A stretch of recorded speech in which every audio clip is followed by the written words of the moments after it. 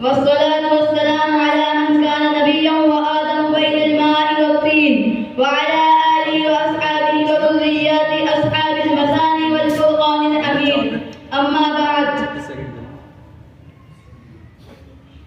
كان يوسف ولدا صغيرا وكان له 11 أخا، وكان يوسف غلاما جميلا، وكان يوسف غلاما ذكيا، وكان أبوه يعقوب يحبه أكثر من جميع إخوته. ذات ليلة رأى يوسف رؤيا عجيبة، رأى 11 كوكبا ورأى الشمس والقمر كل يسجد له.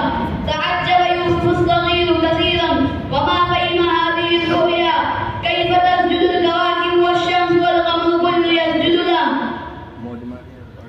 يا أبت إني رأيت 11 كوكبا والشمس والقمر رأيتهم لي ساجدين. وكان يحسبه نبيا.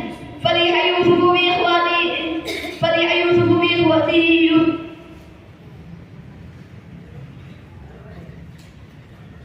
فسيكون لك شأن. هذه الرؤيا بشارة لعلم ونبوة. وقد أنعم الله عليك وعلى إسحاق، وقد أنعم الله جدك إبراهيم، وإنه ينعم عليك وينعم على آل يعقوب.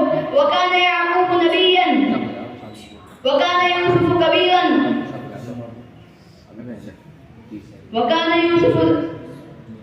وكان يوسف غلاما جميلا.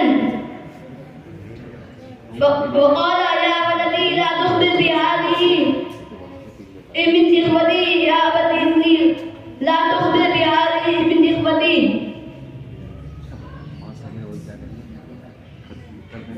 أكتفي بهذه الكلمة.